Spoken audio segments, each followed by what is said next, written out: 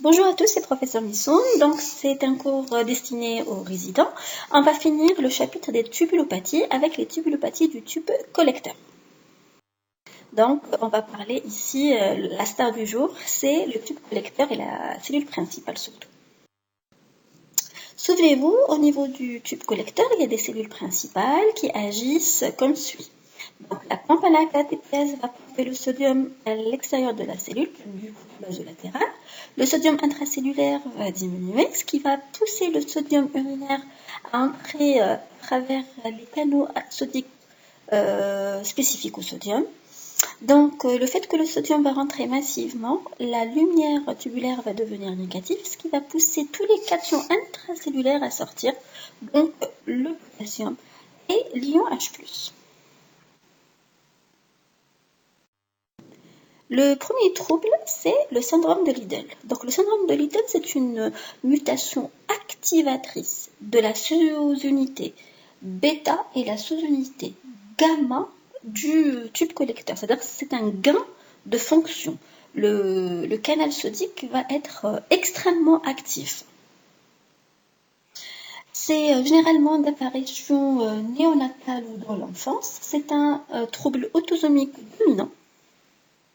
Et ça va entraîner en conséquence une augmentation de l'absorption du sodium, hyperhydratation, HTA, rénine, aldostérone bas, bien sûr, pour compenser cette suractivation du canal sodique, et par la suite une alcalose métabolique et une hypocalémie du fait que l'absorption du sodium a toujours un prix dans la cellule tubulaire proximale, c'est la sortie des ions H+, et du potassium.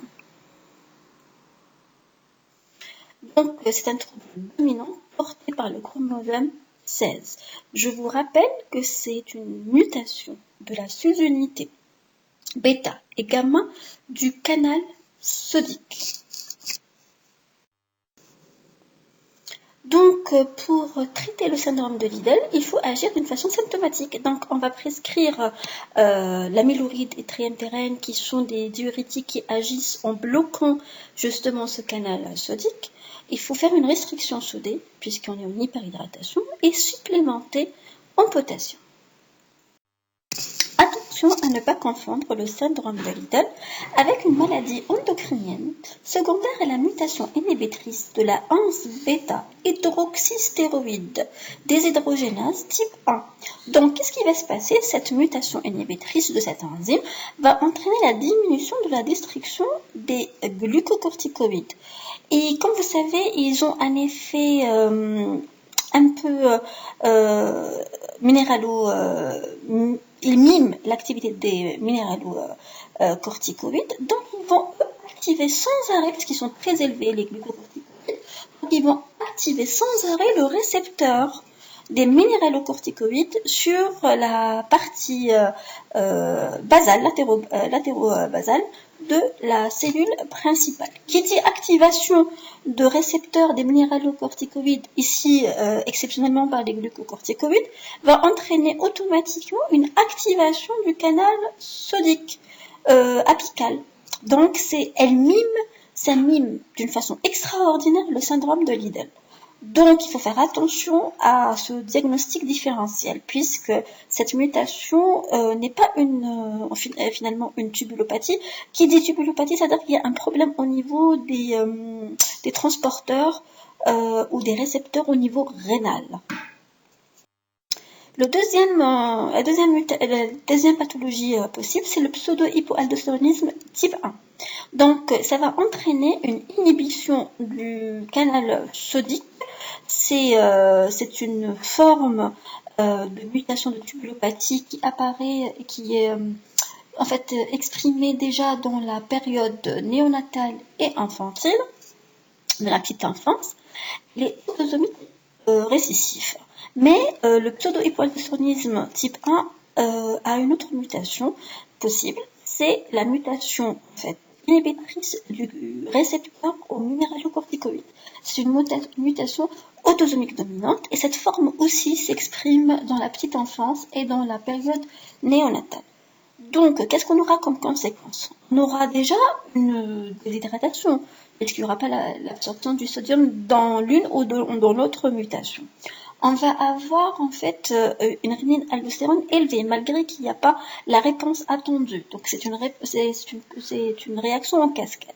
Comme il n'y a pas l'absorption du sodium, il n'y aura pas l'élimination en fait du potassium et des ions H+, donc on aura une acidose métabolique avec une hypercalémie. Il faut savoir que vous l'avez déjà compris j'imagine, c'est une atteinte tubulaire perdeuse de sel. Mais comme ces canaux sodiques existent aussi dans les glandes sudorales, mais aussi dans l'intestin, en fait, il y a une perte de sel par tous les trous, au niveau du rein, au niveau de la sueur, au niveau des intestins. Donc, c'est vraiment des gens qui ont beaucoup de déshydratation, c'est vraiment invalide.